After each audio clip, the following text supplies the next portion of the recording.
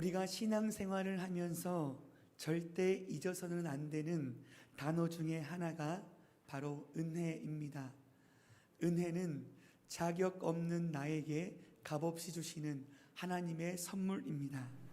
여기서 중요한 것은 자격 있는 내가 아니라 자격 없는 나입니다. 하나님께서 자격 있는 사람에게만 선물을 주셨다고 하면 이 자리에 계실 수 있는 분들은 단 한 사람도 없습니다.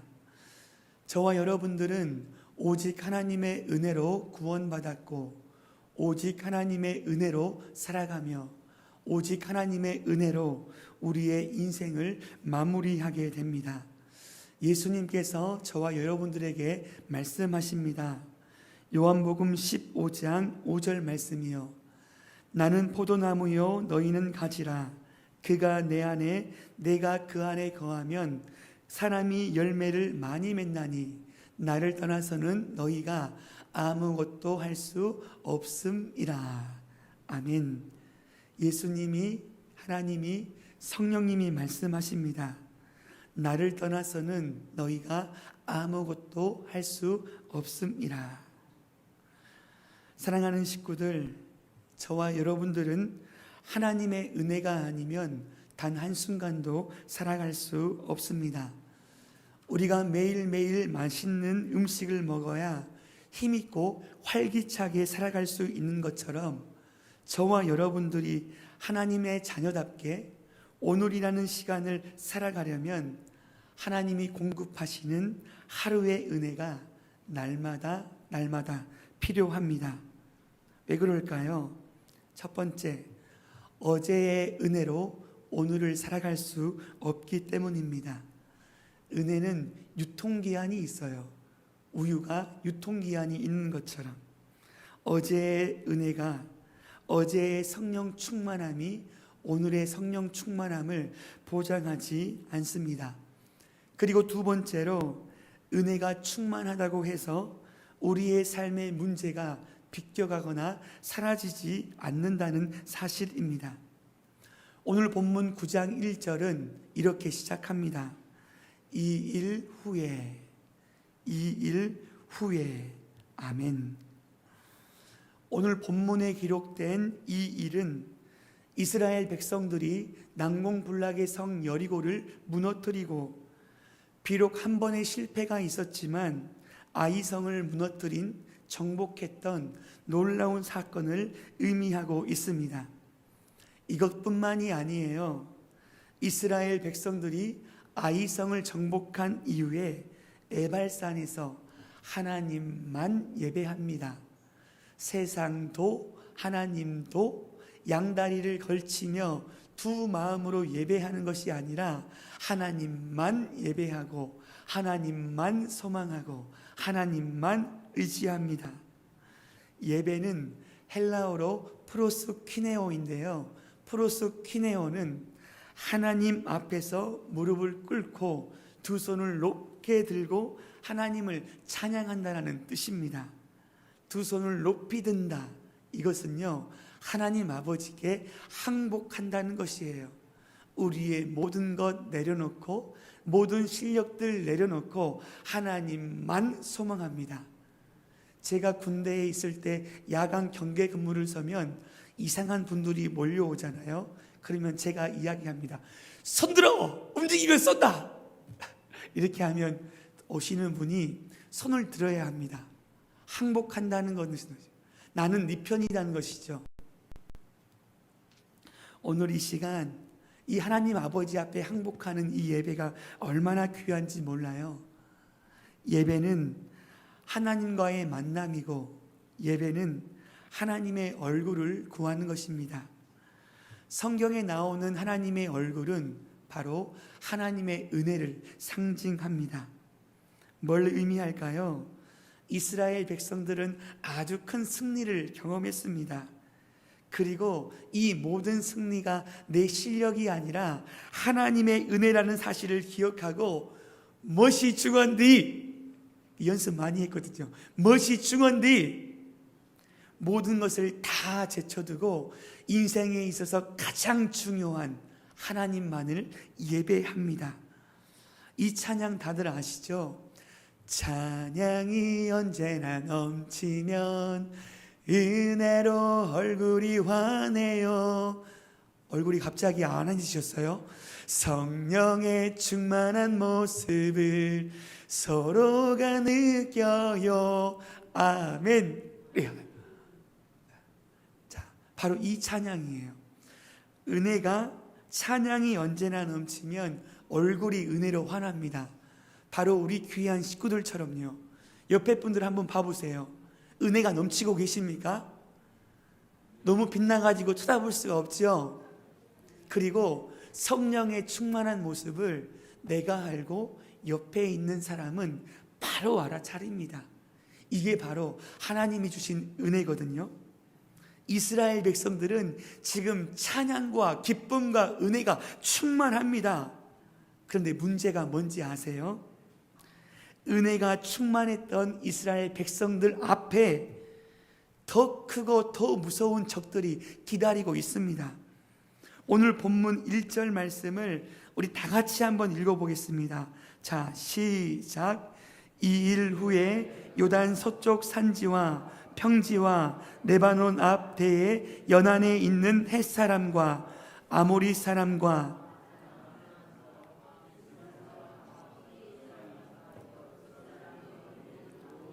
이 일을 듣고, 아멘. 1절에 보면 발음도 어려운 지역도 나오고 족속의 이름이 나오는데 1절은 복잡해 보이지만 아주 단순합니다. 이스라엘 백성들이 행했던 모든 일들을 가나안 땅에 있는 모든 지역과 모든 민족들이 다 들었다, 이걸 말씀하고 있습니다. 그 모든 말씀을 들었던 가나안 모든 백성들이 2절 말씀에 보니 모여서 일심으로 여호수아와 이스라엘에 맞서서 싸우려 하더라. 아멘. 모여서 일심으로. 특별히 본문에 나오는 일심으로는 히브리어로 페에하드인데요. 이 페에하드는 입술, 에하드, 하나, 입술 하나의 마음을 가지고 가나안 땅의 모든 족속들이 한 마음으로 나왔다 말씀하고 있어요. 이 한 개의 입이요. 사랑하는 식구들, 이 입은 마음의 출구 아닌가요? 마음에 쌓은 선에서 선한 말이 나오고 마음에 쌓은 악에서 악한 말이 나온 것처럼 우리의 마음속에 담겨져 있는 것이 무엇이냐라고 할 때 이 입술로 표출이 되어진다는 사실입니다. 사랑하는 식구들, 가나안 땅의 모든 사람들이 한 마음으로 이스라엘 백성들을 싸우려고 달려드니 이스라엘 백성들 입장에서는 깜짝 놀랄 일 아니에요? 이제부터는 국지전이 아니라 전면전이고 한 민족과의 싸움이 아니라 모든 민족과의 싸움이, 이제 대대적인 싸움이 시작되는 거예요. 은혜가 충만했던 이스라엘 백성들 앞에 고속도로와 같은 은혜 충만한 일들이 천지빛깔이 많게 있는 것이 아니라 도리어 문제가 사라지지 않았습니다.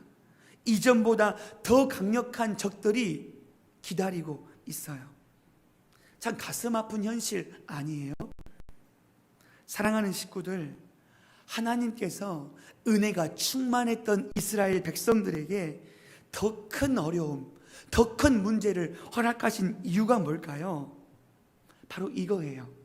성령 충만한 사람만이 감당할 수 있는 하나님의 사명이 있기 때문입니다. 정말로 가슴 벅찬 일이에요.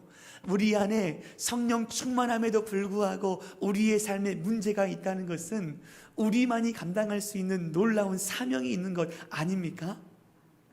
사랑하는 식구들, 우리 귀한 식구들에게 왜 그렇게 문제와 아픔이 많은지 아세요? 저와 여러분들이 어려움 속에서도 하나님만을 붙잡는 믿음의 진가를 발휘해서 많은 사람들에게, 믿음의 동역자들에게, 믿지 않는 불신자들에게 행복한 위로자로 세움받기 위한 하나님의 위대한 사명이 있는 줄로 믿습니다. 이 하나님을 향한 기대, 이 믿음의 눈이 우리 안에 띄어져야 합니다. 요즘 들어 제가 우리 식구들에게 가장 많이 듣는 말씀이 뭔지 아세요? 목사님, 정말 행복해요. 정말 기뻐요. 정말 감사해요. 제가 이 이야기를 들을 때마다 얼마나 행복하고 힘이 나는지 몰라요. 제가 많은 식구들이 그런 말씀을 하시지만 제 마음속에 품고 있는 그 문장이 있거든요. 어떤 분은 이런 말씀을 하셨어요. 목사님, 제가 진짜 행복한데요. 어느 정도 행복한지 아세요? 대한 독립 만세! 우리나라가 일제 치하에서 주권을 잃어버렸을 때 다시 광복을 맞이했던 그 기쁨보다 더 큰 아이다. 그게 얼마나 행복한지 아시겠죠? 그리고 어떤 분은 오후 예배를 마치고 집에 돌아가셨는데 그 집에 계신 아내에게 이런 말씀하셨대요. 밥 먹은 지 얼마 안 됐는데 왜 이렇게 배가 고프지? 아하, 예배 때 아멘을 너무 많이 해서 배가 고프구나. 밥 주세요. 자, 이런 놀라운 은혜를 선포하고 말씀하시는 것, 정말로 감사한 일 아닌가요? 사랑하는 식구들, 우리가 믿는 하나님은 저와 여러분들이 사명을 감당하기 전에 먼저 은혜를 주시는 좋으신 분이십니다. 이미 주신 하나님의 은혜를 기억하고 찬양하는 것, 이게 얼마나 중요한지 몰라요.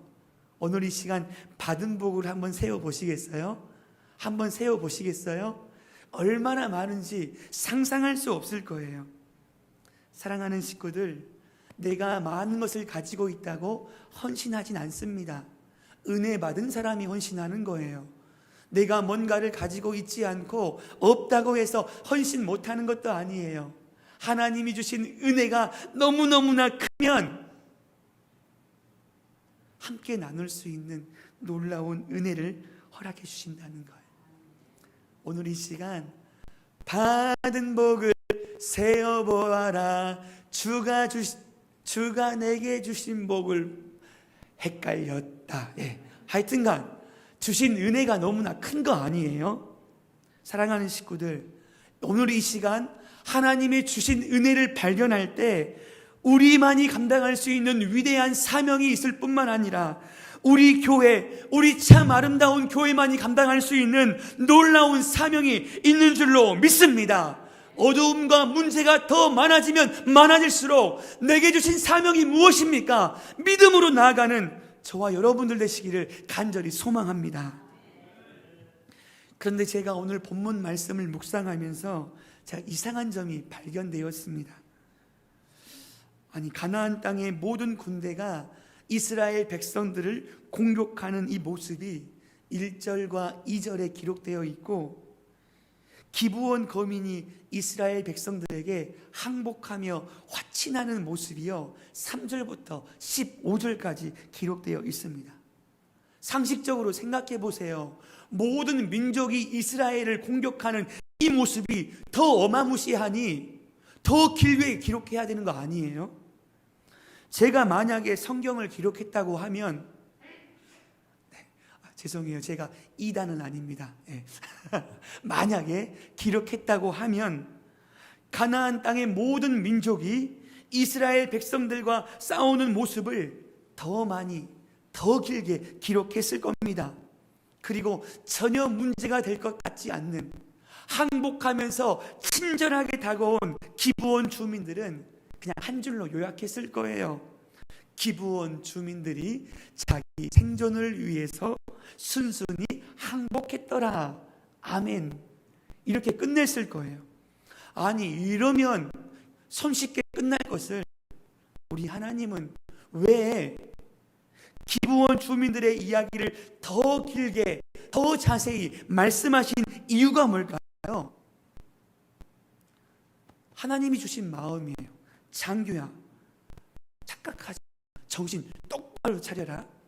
네 눈에 보이는 가나안 족속의 모든 적군들이 무섭다고 하는데 그거 아니야. 눈에 보이는 적군들보다 더 무서운 것은 네 마음대로, 네 뜻대로, 네 성질대로 결정하게 하는 기브온 주민들이 더 무서운 줄 똑바로 알아라. 이걸 말씀하고 있는 거 아니에요?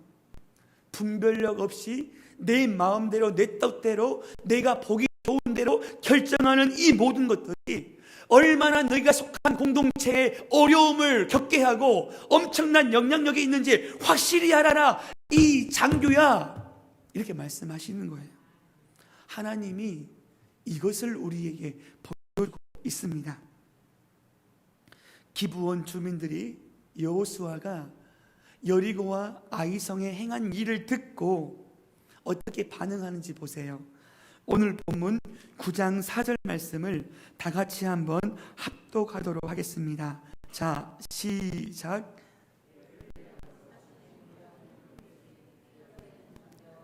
헤어지고 찢어져서 기운 가죽 포도주 부대를 나귀에 싣고. 아멘. 기브온 사람들은 꾀를 내요. 꾀를 냅니다. 오늘 본문에 등장하는 꾀는요, 히브리어로 아람인데요, 이 아람은 교활하다, 간사하다, 약삭빠르다라는 뜻을 가지고, 뭘 의미하는지 아시죠? 기브온 사람들이 이스라엘 백성들이 하신 일을 듣고 꾀를 내어 속임수를 쓰기로 결정합니다. 기브온 주민들이 이스라엘 백성들에게 두 손을 높이 들고 항복한다는 것, 참으로 귀한 일 아니에요? 가나안 모든 백성들처럼 온 힘을 다하여 전심으로 대적하는 것이 아니라 항복하는 것, 얼마나 아름다운 일이에요. 꾀를 내어 교활하게 아람, 속임수를 썼다는 거예요. 기브온 주민들은 하나님 앞에 진실함을 엎드리지 않고 내가 원하는 방식, 내가 생각하는 그 방식 그대로, 내가 계산된 그 방식을 가지고 속임수를 쓰고 있는 것 아니겠습니까? 그래서 여호수아서 9장 6절에 보세요. 기브온 주민들이 여호수아에게 간곡히 이야기합니다. 여호수아여, 이스라엘 백성들이여, 우리들은 먼 나라에서 왔나이다. 이제 우리와 조약, 화친을 맺읍시다. 제발 좀 그래 주세요. 이렇게 말을 하는데, 기브온 사람들이 이스라엘 백성들에게 먼 나라에서 왔는데요, 이것을 강조했던 이유가 뭐예요? 하나님이 이스라엘 백성들에게 했던 명령 때문에 그렇습니다. 하나님은 이스라엘 백성들에게 계속 명령했거든요. 너희들이 가나안 땅에 들어가는 그 순간부터 그 땅에 살고 있는 가나안 민족들과 절대로 언약과 조약을 맺으면 안 된다. 똑바로 기억해라. 이걸 말씀하셨기 때문이에요. 놀라운 일이 뭐예요? 지피지기면 백전불태. 이 기브온 주민들은 얼마나 전략으로 연구했으면 이 하나님의 말씀을 이미 알고 있었습니다. 그리고 주민들이 우리는 먼 나라에서 왔습니다, 이것을 강조하기 위하여 수단과 방법을 가리지 않습니다.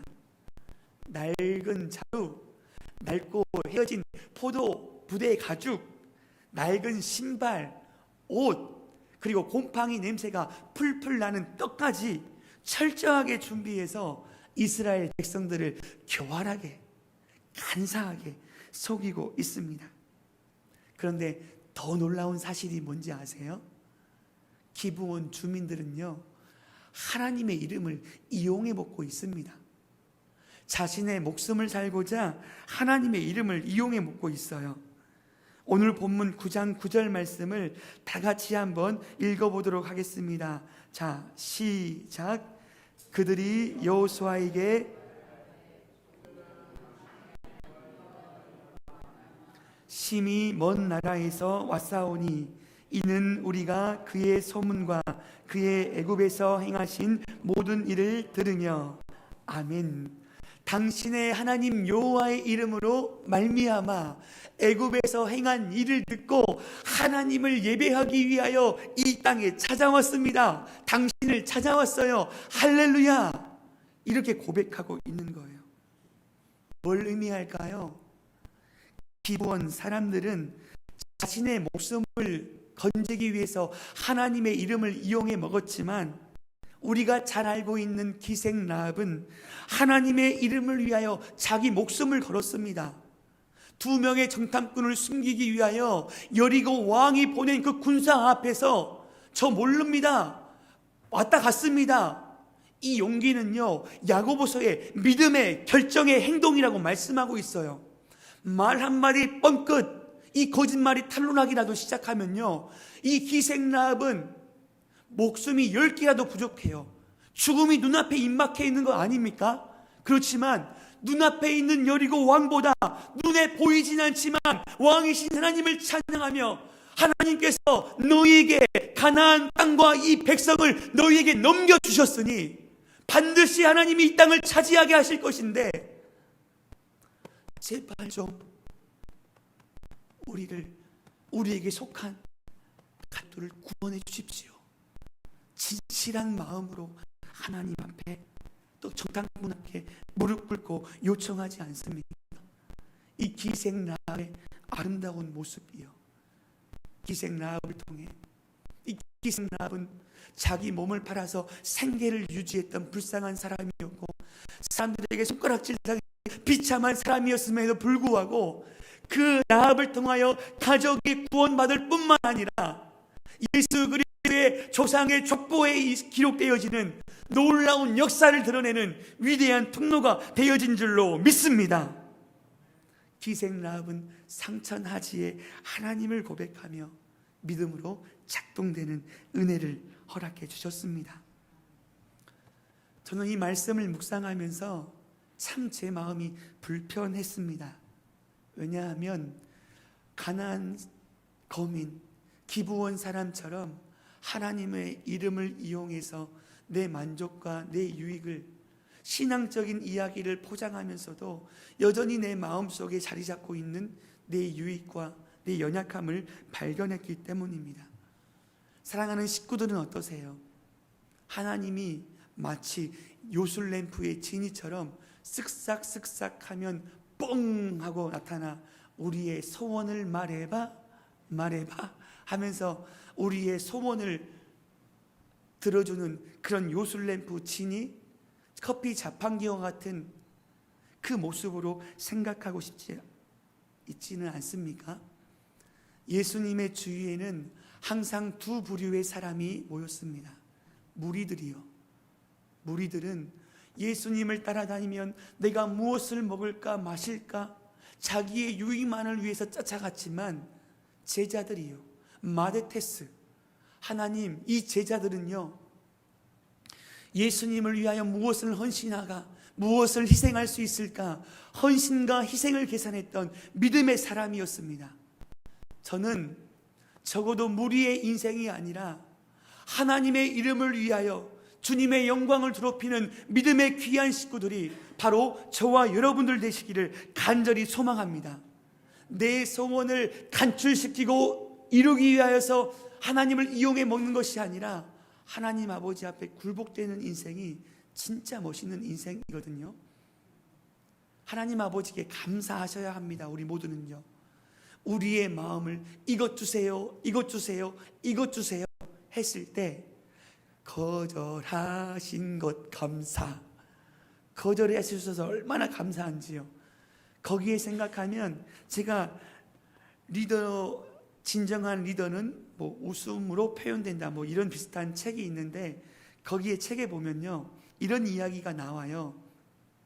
한 남자가 길을 가다가 요술램프를 주웠습니다.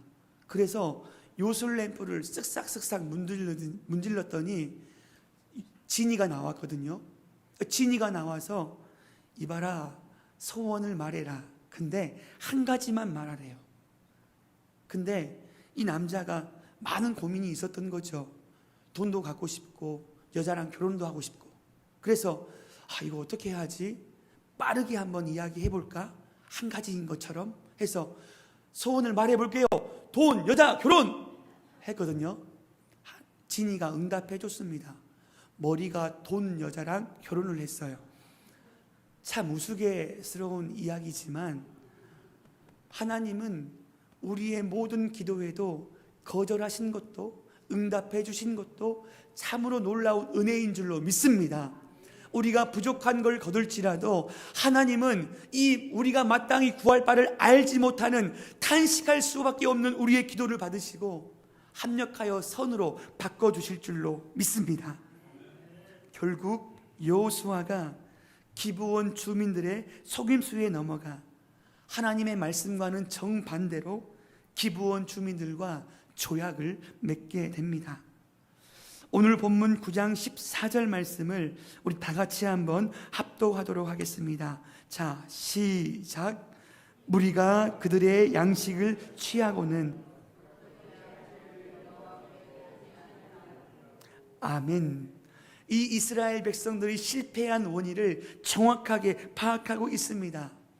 무리가 이스라엘 백성들이 그들의 양식, 곰팡이가 난 그 떡을 먹어보고, 그런데 이것은 이 정도의 의미가 아니에요.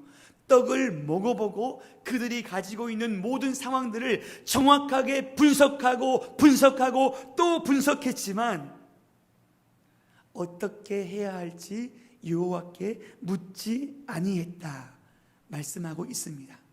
너희들이 진정으로 실패한 이유가 뭔지 아느냐? 더 이상 더 많은 것을 더 자세하게 알아보지 않았던 것이 아니라 여호와께 묻지 아니했다. 기브온 주민들이 교활하게 이스라엘 백성들을 혼미하게 했지만 하나님은 그것보다도 이스라엘 백성들의 영적인 상태를 정확하게 진단하고 있습니다. 여호수아는 그렇게 호락호락하지 않았거든요. 그래서 여호수아서 9장 7절에 보면 이스라엘 백성들과 여호수아가 히위 사람, 히위 족속에게 속한 이 기브온 거민들에게 물어봐요. 보아하니 너희들이 가나안 땅에 거주하고 있는 그 사람 같은데 아닌데 어떻게 너희들과 조약을 맺을 수 있겠느냐? 의심이 일어나고 질문이 일어나고 마음이 콩닥콩닥 하는 것 아니겠습니까? 사랑하는 식구들, 저와 여러분들에게는요 영적인 더듬이가 있어서 생활을 하다 보면 마음이 불편하고 마음이 콩닥콩닥거리고 내 마음속에 신경 쓰이는 그 무언가가 있지요. 그거는 하나님이 우리에게 주시는 사인인 줄로 믿습니다. 뭔가 불편한 거예요. 우리의 마음에 소원을 두고 행하신 하나님이 우리의 마음속에 똑똑똑똑 놓고 하셔서 마음이 왠지 불편해, 어려워요. 그럴 때는 그 의심을 내 생각으로 확신이 있다고 해도 판단하지 말고 여호와께 물어 이르되. 다윗이 매일매일마다 전쟁에서 승리한 이유가 뭐예요? 하나님이여 내가 올라가리이까 말리이까, 올라가리이까 내려가리이까. 까까신앙이요, 매일매일마다 하나님 앞에 물어보니 어떤 상황에서도 승리하는 믿음의 인생이 되는 것 아니겠습니까? 하나님께서 말씀하세요. 그냥 기도의 한 문장을 뛰어넘는 그런 인생 말고 네 눈에 확실하게 보이는 증거가 있을지라도 확신이 넘치면 넘칠수록 그 문제를 하나님 앞에 연결해서 하나님 앞에 나오는 기도의 전문가가 되기를 원하는 하나님의 놀라우신 사인, 말씀이 오늘 본문인 줄로 믿습니다. 여호와께 묻지 아니하고. 사랑하는 식구들, 이게 중요합니다.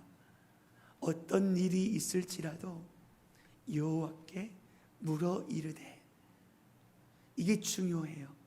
왜요? 여호와께 묻는다는 것은 첫 번째, 내 인생의 왕은 내가 아니라 하나님이심을 고백하는 그 믿음의 증거가 바로 기도이기 때문에 그렇습니다. 그리고 두 번째요, 하나님, 내 마음과 내 생각과 내 뜻을 하나님께 관철시키는 것이 아니라 왕 대신 하나님의 뜻과 하나님의 계획에 제가 굴복하겠습니다. 마지막으로 세 번째요. 하나님, 내가 아무리 눈앞에 보이는 증거가 확실하고 분석을 다하고 최선을 다했을지라도 내가 틀릴 수 있음을 인정하는 것이에요. 하나님은 우리가 모든 분석들이 다 끝났다 할지라도 여호와께 묻는 것, 기도하지 않았다면 아무것도 하지 않는 걸로 간주하고 있다는 사실이에요. 사랑하는 식구들, 우리 인생의 왕은 내가 아니라 하나님이신 줄로 믿습니다. 그래서 우리 귀한 자녀들을 위해서 기도하시고 또 기도하시고 또 기도하세요. 그것은 바로 하나님의 은혜가 아니면 나는 한순간도 살아갈 수 없습니다. 이 믿음의 결단이 이 기도에서부터 나오거든요. 사랑하는 식구들, 자녀들에 대해서 우리가 인생의 왕이 한번 돼보셨잖아요. 자녀들에게 이거 해라 저거 해라 하는데 마음대로 됩니까? 안 됩니까? 진짜 안 됩니까? 거기서 혼란스러운 거죠. 그러면 내 마음대로 안 되면 뭐가 일어나요? 분노가 머리 끝까지 올라와가지고 내가 너를 어떻게 키웠나? 그래서 이제 뒷목을 잡고 이제 쓰러지기 시작한 거예요. 그러면서 그때 그 시간이 내가 내 자녀의 주인이 아니라 하나님이 내 인생의 주인이구나. 그 믿음을 가지고 주님 앞에 엎어지는 거예요. 제 아무리 내가 인생을 내 마음대로 할 수 없거든요. 하나님이 내 삶의 왕, 우리 자녀들의 왕, 우리의 모든 문제의 왕, 가정의 왕, 내 삶의 왕이심을 고백하며 나아갈 때 이것도 없고 저것도 없는 실력이 아무리 없는 상황에서도 우리의 기도를 들어 응답하시사 세상이 감당치 못할 믿음의 사람으로 우리를 세워주실 줄로 믿습니다. 그래서 우리 안에 이 영적인 민감함을 통하여 우리 인생의 가장 큰 적은 눈에 보이는 가난한 적군도 아니요, 내 마음을 혼미하게 하는 기부원 거민들도 아니요, 마치 내가 내 왕인 양 내 마음대로 내 성질대로 결정하는 이 연약한 우리의 인생인 줄로 믿사오니 주여, 우리가 어떤 상황 가운데서도 하나님의 은혜의 보좌 앞에 엎드려 하나님이 나의 왕이십니다, 하나님의 뜻에 굴복합니다, 하나님의 말씀에 순종하며 주의 은혜가 아니면 단 한순간도 살아갈 수 없음을 고백하며 매일매일 승리하는 우리 모든 식구들 되시기를 간절히 기도합니다.